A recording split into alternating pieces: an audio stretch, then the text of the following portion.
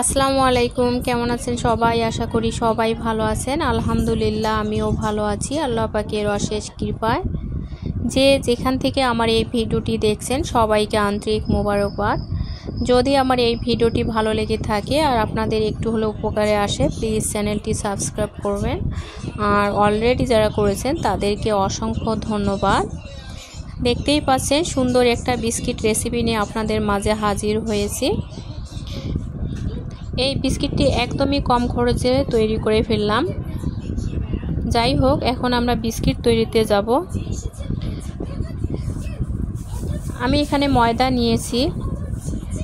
এখন দিয়ে দিচ্ছি বেকিং পাউডার 1 চা চামচ, দিয়ে দিচ্ছি 10 টাকা দামের 1 প্যাকেট গুঁড়া দুধ। এখন এই শুকনো উপকরণগুলো একসঙ্গে ভালোভাবে মিশিয়ে নেব। আর ভালোভাবে মেশালে বিস্কিটটি অনেক ভালোভাবে হবে। আর মেশানো ভালো না হলে আসলে বিস্কিটটাও ভালো হবে না। এদিকে আমি একটা ডিম নিয়েছি। ডিমের সাদা অংশ একদিকে রেখেছি, কুসুমটা অন্যদিকে রেখেছি, কারণ কুসুমটা দিয়ে বিস্কিটের উপরে দিয়ে দেব।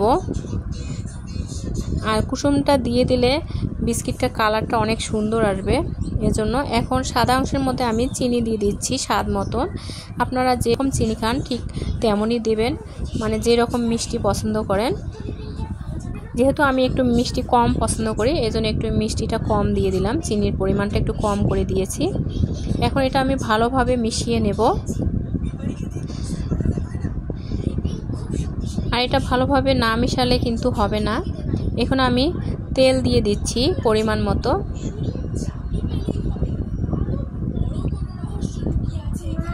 আর অফ ক্যামেরায় আমি লবণ দিয়েছি একটু, সেটা দেখানো হয়নি।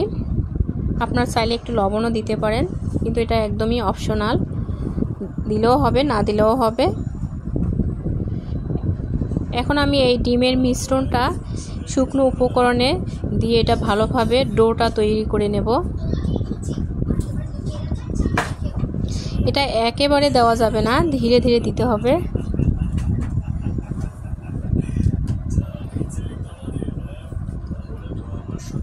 আর যখন এটা মেশাবেন হাতের সঙ্গে কিন্তু একদমই লেগে যাবে, একদম আঠালো ভাব হবে। এখানে ভয় পাবার কিছুই নাই। দেখেন আমার ডোটা তৈরি হয়ে গিয়েছে। এখন আমি বিস্কিটের শেপ দেব। এভাবে আগে হাতের তলায় একটু তেল দিয়ে নিতে হবে, কারণ বিস্কিটটা যেন তাড়াতাড়ি উঠে আসে। আগে ডোটা গোল করে নেবেন। এই তো আমার হয়ে গেছে। কত সুন্দর একটা শেপ এসেছে। এখন আমি একটা ছুরির সাহায্যে এটা একটা ডিজাইন করে নেব।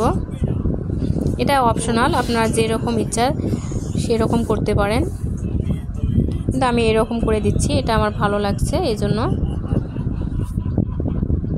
দেখেন কত সুন্দর হয়েছে। এখন আমি এভাবে সবগুলো বিস্কিট তৈরি করে নিয়েছি। দেখেন দেখতে অনেক সুন্দর লাগছে। এখন আমি কুসুম যেটা আমি রেখেছিলাম সেটা আমি উপরে দিয়ে দেব। এটা দিলে কি হবে, কালারটা অনেক সুন্দর আসবে, দেখতে ভালো লাগবে, খেতেও ভালো লাগবে। আমি স্বাদটা বাড়ানোর জন্য এবং দেখার সৌন্দর্যের জন্য একটু চিনি আবারও উপরে দিয়ে দেব। এটা বাদাম দিলেও হবে, কিন্তু আমার কাছে বাদামটা ছিল না, এই জন্য আমি চিনিটাই দিয়ে দিলাম। আমার সবগুলোতে কুসুম মাখানো শেষ, চিনি দেওয়াও শেষ। এখন আমি এটা বেক করে নেব 30 থেকে 35 মিনিট। আমি কড়াইটা প্রায় আধা ঘন্টার মতো হিট দিয়েছি।